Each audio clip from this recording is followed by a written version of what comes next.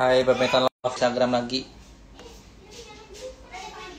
Ya, iseng live di Instagram lagi. Waduh, berkonek. Ya. Jadi kemarin live di YouTube. Saya coba ke Instagram lagi. Dari suasana lah ya.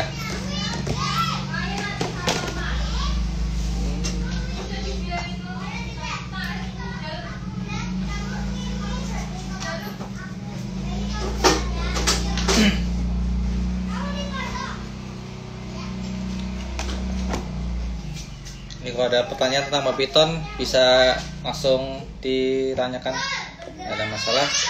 Ini saya Sambi.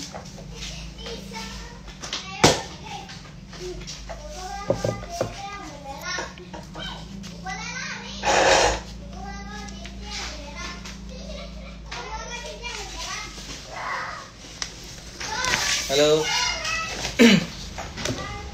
Kalau ada mau pertanyaan tentang badminton bisa langsung tanya aja.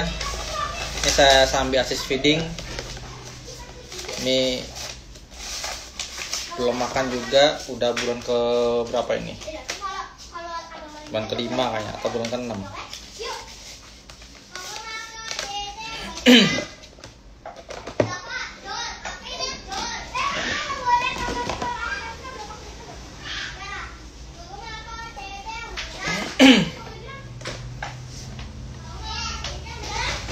Kayak ini kebetulan ada ASF yang cuman dibunuh doang, nggak dimakan ya. Jadi coba pakai ini dulu, assist feedingnya.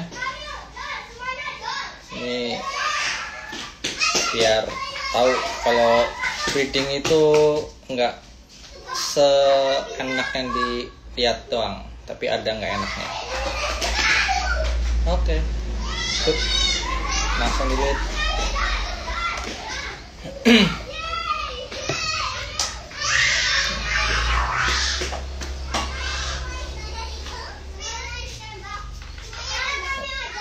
Jadi dari kemarin saya tetap live biasa jam 3:30 gitu ya. Cuman di YouTube kalau misalkan setiap hari Sabtu mau nonton live saya bahas topik apa, itu bisa langsung ke channel YouTube aja. Ini kebetulan lagi mau coba ganti suasana, mau lihat penghuni Instagram. Jadi ya minggu ini di Instagram. Cuman untuk apa namanya siaran tundanya bakal saya upload lagi ke YouTube nantinya. Jadi ini badminton yang belum mau makan sendiri sampai saat ini. Ini menetasnya tanggal 18 Desember. Gila. Ini udah mau 6 bulan masih disuapin. Ya. Minggu kemarin kebetulan kan nggak dapat makan, jadi saya skip dulu, baru minggu ini. Jadi stok mangsa yang saya ternak sendiri itu masih kembang kempes, jadi saya rolling terus mangsanya, ya palingnya 2 minggu sekali makan. Mungkin mereka tanya ya, makan 2 minggu sekali apa nggak masalah, apa ntar kelaparan atau gimana atau segala macam gitu ya. Buat saya yang pasti itu pertumbuhannya memang nggak secepat yang rutin makan seminggu sekali. Itu udah pasti ya, karena kan butuh lemak untuk tumbuh dan cara makanan juga. Cuman untuk badminton yang sehat itu nggak akan sedrastis itu kok. Paling hanya beda berapa gram aja setiap kali ganti kulit ya, dibandingkan saya makan seminggu sekali. Ini nggak sedrastis yang kita kira gitu. Dan lagi pula badminton yang maksudnya saya rolling ini itu bukan yang untuk project atau untuk saya keep.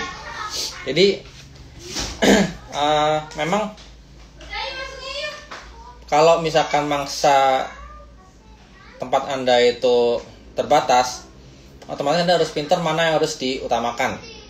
Nah, untuk saya ya bukan untuk saya, maksudnya biasanya atau sewajarnya itu utamakan mangsa untuk kebutuhan nutrisi betina yang akan Anda gunakan untuk project di musim itu gitu. Jadi misalkan musim ini ada kekurangan kesulitan mangsa, nah terus akhirnya bingung mau ngasih makan mana dulu, nah paling gampang ya itu utamakan yang untuk project Anda dulu. Karena Anda project itu project utama misalnya 3 ekor, ya utamakan 3 ekor betina itu dulu. Baru setelah itu untuk makan koleksi yang masih kecil-kecil atau untuk jantan. Nah, jadi prioritasnya betina yang untuk project, habis itu baby atau hatchling ya, baru terakhir jantan. Nah, kenapa jantan itu prioritasnya paling rendah? Karena jantan sebaiknya enggak dibikin besar gitu. Jadi jantan pun mau kecil atau mungkin udah 3 ton berat masih 800 gram, buat jantan itu nggak ada masalah. Karena semakin besar jantan, otomatis dia akan semakin lama kalau untuk mogok makan nantinya gitu ya, mogok makan birahi ya. Dan juga kalau misalnya jantan itu sampai obesitas, otomatis sel sperma yang dihasilkan itu nggak akan sebagus yang badannya proporsional. Jadi yang kita cari di sini untuk jantan itu ada di posturnya, bukan di beratnya gitu. Jadi untuk berat 800 gram itu udah cukup. Jadi untuk jantan nggak perlu dibikin terlalu besar lah, karena mereka nggak butuh lemak seperti si betina. Kalau betina kan cadangan lemak itu lumayan krusial ya, apalagi untuk cadangan makanan selama proses dari ovulasi, sebelum 2 minggu sebelum ovulasi sampai ke telur. Kalau si betina kekurangan cadangan lemak, otomatis bakal egg bin dimana si betina itu nggak punya cukup tenaga untuk ngeluarin telurnya, yang akhirnya telurnya bakal nyangkut di dalam si betina, dan itu bisa berakibat fatal untuk betina. Ini sorry suara dari luar, anak-anak lagi pada main, nggak tahu kedengeran mengganggu atau enggak. Nah, jadi kurang lebih seperti itu ya. Lalu untuk hatchling sendiri gimana? Nah, untuk hatchling nggak perlu dibikin terlalu terburu-buru gitu. Orang rata-rata kebanyakan cari hatchling, cari beratnya sekian, umur beratnya sekian karena alasan untuk dibreed apa segala macam. Nah, balik lagi, prosedur yang benar untuk babi ternak baru itu sangat direkomendasi melakukan karantina. Nah, otomatis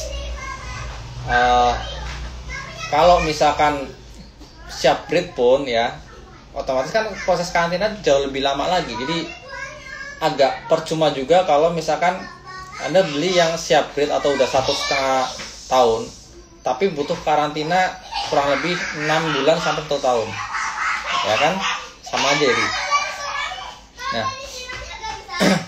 Nah, kenapa proses karantina itu penting? Ya, untuk meminimalisir adanya penyebaran suatu penyakit atau terutama dari virus ya, seperti respiratory infection atau pilek atau IBD, atau mungkin parasit dari seperti kutu ya, untuk meminimalisir itu supaya nggak masuk ke atau menyebar ke koleksi utama kita gitu. Karena ya nggak bisa dipungkiri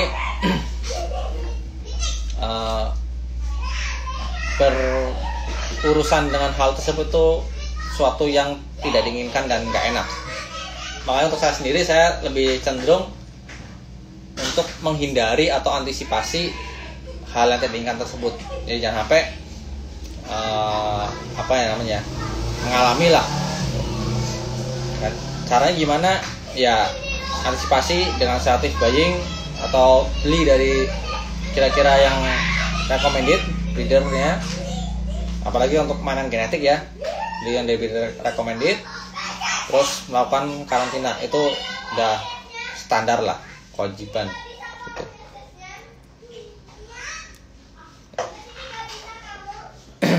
Jadi ya banyak orang yang ibaratkan pengen cepet, oh aku pengen cepet breeding, beli indukan yang siap breed apa segala macem. Begitu disatuin ternyata setelah beberapa bulan salah satunya ada yang membawa penyakit virus gitu ya, akhirnya menyebar dan rata atau mungkin menyebar ke hewan lainnya, dan akhirnya wah BP itu lemah, gampang kena penyakit, gampang mati, bla bla bla bla. Padahal ya salah orang tersebut yang sembarangan ngambil koleksi dari sana sini gitu. Itu kasus seperti itu udah lama banget adanya. Cuman ya di saat Darbiton lagi ke blow up lagi, akhirnya banyak orang yang istilahnya suara itu bakal kedengaran lebih nyaring. Padahal dari tahun-tahun sebelumnya udah jauh sekali gitu. Halo yang baru gabung, pada mau bertanya tentang Darbiton tanya aja. Ini udah 6 bulan. Lumayan jadi nggak mubasir kan.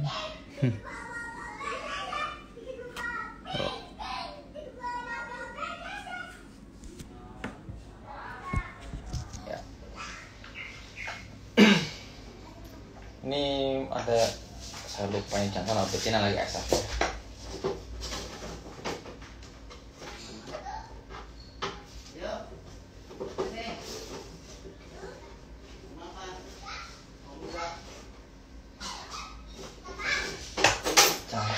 Masuk ke atas.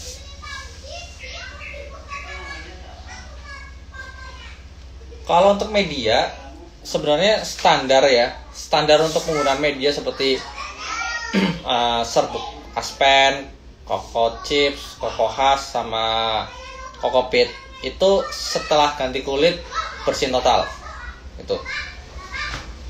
Jadi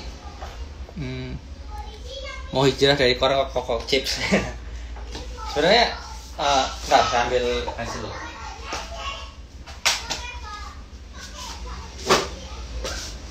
Ini sambil saya catat ya nggak lupa. Tanggal 27/5 masih di Asis. Oke, untuk penggunaan media itu informasi basicnya cuma satu ya, di mana kalian baru gabung, di mana Darbiton itu masuk ke lubang tempat hewan pengerat, entah SF, entah rat, entah tikus di habitatnya gitu ya. Mereka masuk ke sana lalu dimaksa habis kan. Nah, si Darbiton tersebut akan tetap di sana sampai selesai ganti kulit atau buang kotoran. Gitu. Jadi mungkin kalau karena di penangkaran atau di keep sama manusia itu makan seminggu sekali rutin ya, kita ngatur porsinya. Jadi mereka lebih rutin untuk ganti kulitnya. Tapi kalau di alam mereka akan makan sampai kenyang, habis itu puasa lama, selesai ganti kulit, buang kotoran, kan kotor tuh sarang tikusnya. Akhirnya mereka keluar dan mencari sarang tikus baru gitu.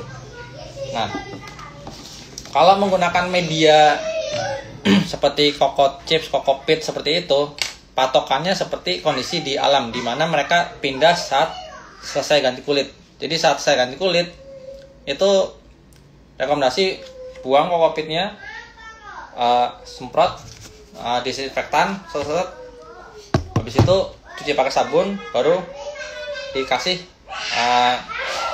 alasnya lagi. Jadi benar-benar, nah saya pindah posisi. Nah. Ya. Jadi benar-benar kita itu mensimulasikan kondisi mereka di habitatnya, dimana mereka akan pindah setelah ganti kulit. Jadi gampangnya kan emang agak repot ya. Jadi mungkin hari biasa kita lebih nyaman, dimana cuman ada kotoran ambil buang gitu kan, enak gitu, nggak makan waktu. Tapi di saat setelah mereka ganti kulit, kita bersihin kandangnya total, lalu sekalian nimbang berat si balpiton itu sendiri gitu. Jadi nggak usah berpatokan berapa hari atau berapa lama diganti, nggak, nunggu ganti kulit aja. Jadi kalau 2 bulan nggak ganti kulit ya nggak usah diganti ya gitu.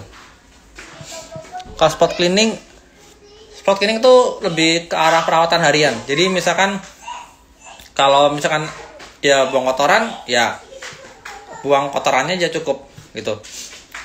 Jadi kalau saya saranin walaupun pakai kokopit atau kokocip atau media jenisnya ya, itu tetap pengecekan harian tetap dilakukan. Kan kita harus ngecek apa dia buang kotoran atau enggak ya. Kalau dia buang kotoran otomatis ya spot cleaning gitu, buang aja kotorannya cukup.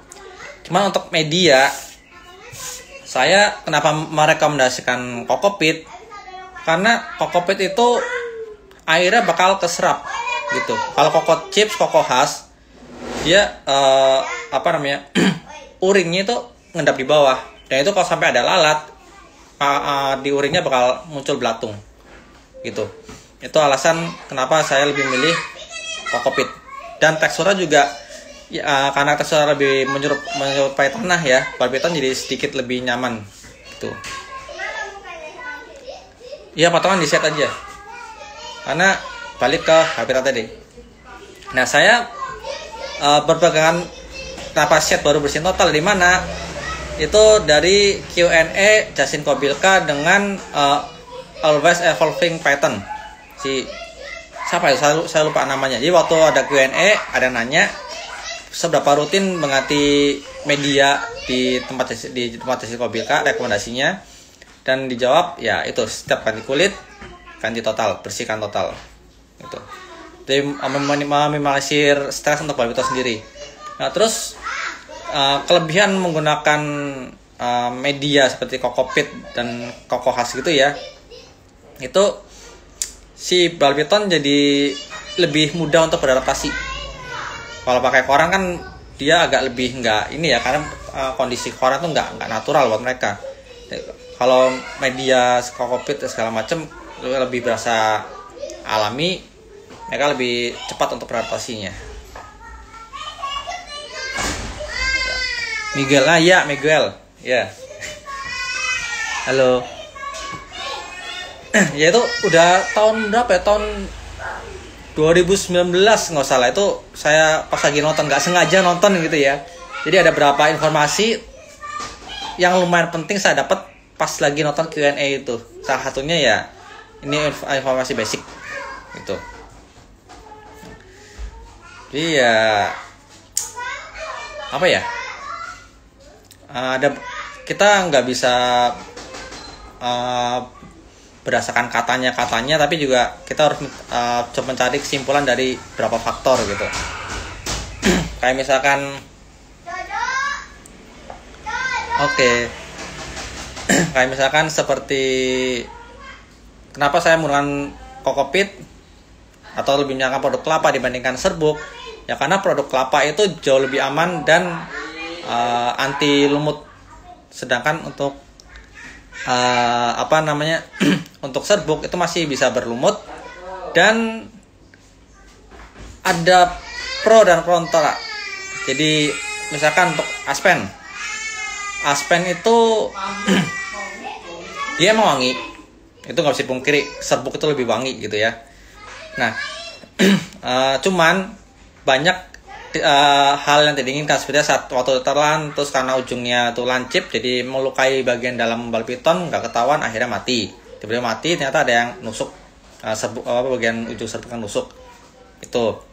Lalu kalau misalkan bagian softwood, memang softwood itu lebih lembut ya, seperti pinus, cemara dan lain-lain. Cuman saya nggak rekomendasi ini karena namanya softwood itu mengandung bahan yang namanya penol. Nah penol ini takutnya menimbulkan reaksi kimia dari urin atau mungkin kotoran atau hal lain sebagainya, malah menimbulkan zat beracun yang tidak kita inginkan dan koleksi kita tiba-tiba mati. Itu yang saya takutkan. Nah kalau produk cemara yang dipabrikan itu kayak aman atau enggak, saya nggak tahu. Cuman saya lebih suka meminimalisir hal yang tidak diinginkan, tapi saya hindari. Dan dimana produk kelapa ini saya lebih merekomendasi gitu. Saya sudah pernah macam serbuk dan produk kelapa itu masih termasuk yang paling oke. Dan beberapa breeder seperti misalkan Gavin dari Barsuyu, beliau mulai cari partikel yang lebih kecil. Jadi kan biasa menggunakan Coco Hass ya. Ini coba yang lebih kecil mendekati Kokopit, mulai beralih ke situ. Kalau saya lebih menyarankan ya Kokopit aja, lebih murah, gampang didapat. Terus produk kelapa itu wangi, aromanya lebih netral. Jadi nggak apa ya, walaupun baru nggak wangi, tapi kalaupun kotor ya nggak bau yang nggak enak gitu. Mahal juga ya, mahal udah pasti ya. Kalau misalkan udah pabrikan otomatis mahal gitu. Cuman kalau kalau kayak Kokopit kan lebih terkenal buat tanaman ya, jadi cenderung lebih murah. Jadi beli karungan lah. Oke.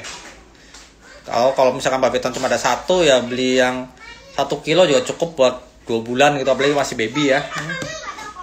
Ukuran box segini 1 bulan juga oke. Cuman untuk box kecil saya menyarankan agak hati-hati. Kenapa? Karena ruang untuk sirkulasi udara kan lebih kecil ya, karena cuma dilubangin manual gitu. Nah kalau lubangin manual gitu, saya nggak merekomendasi membasahi dengan sengaja di media Kokopit itu. Kalau misalkan untuk yang dewasa seperti ini, otomatis kan lebih cepat kering. Itu kalau tempat minum kotor saya siram di situ aja udah cukup. Jadi airnya nggak mubazir. Tapi untuk box yang masih tutup seperti ini, masih dilubangin manual, saya nggak rekomendasi buang air ke situ gitu. Karena ya yang kalau baru dimasukin aja kelembabannya terjaga gitu. Apalagi kalau disiram dengan sengaja otomatis lebih basah kan gitu.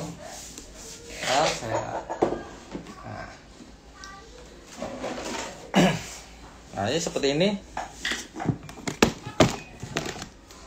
Ini kebetulan lagi mau set dan masih makan juga tadi. Ya, ini yang saya bilang ya. Ini dia lagi mau set sudah saya lupa 1 atau 2 bulan gitu dari terakhir set. Ini terakhir set. Oke, 2 bulan dari terakhir set. Ini medianya belum saya ganti. Ini bisa dilihat masih basah-basah ya. Ini kalau misalkan saya siram otomatis bakal basah dan suhu di dalam sini bakal lebih dingin dan jauh lebih lembab. Jadi saya biarkan aja, nggak usah dibasahin. Ini kalau misalkan kotor seperti ini paling saya buang. Untuk box yang kecil, box baby seperti ini ya, ini bakal saya buang airnya kalau misalkan kotor atau ada kotoran gitu ya, baru saya cuci. Tapi kalau untuk yang Barbiton dewasa, udah saya siram di situ aja airnya gitu. Ya, jadi ya balik lagi, lebih nyaman menggunakan yang mana gitu. Saya untuk serbuk, saya pernah pakai serbuk kayu hamster yang murahan nggak jelas gitu, pernah pakai. Apakah Barbiton bermasalah? Nggak. Cuman ya sebaiknya jangan ditiru. Karena saya juga coba-coba sendiri gitu ya. Terus produk kelapa Coco Chip saya nggak rekomendasi karena terlalu besar diameternya. Dimana ngendap, jangan Coco Chip ya. Coco Hass dengan diameter paling kecil pun itu kotor, urinnya masih ngendap di bawah gitu. Dan beberapa orang mengalami ada lalat masuk, akhirnya banyak larva di bagian situ. Makanya saya lebih menyarankan pakai Kokopit gitu. Kokopit kelemahannya sedikit berdebu, satu. Yang kedua, kadang agak sedikit kotor. Tapi salah satu kelebihannya, kalau foto, maksudnya Anda ingin mengambil gambar Barbiton, itu warnanya jadi lebih lebih enak dilihat. Karena kan cenderung gelap pinggirnya ya, cenderung gelap. Dan si Barbiton jadi lebih ke jadi fokus utama gitu.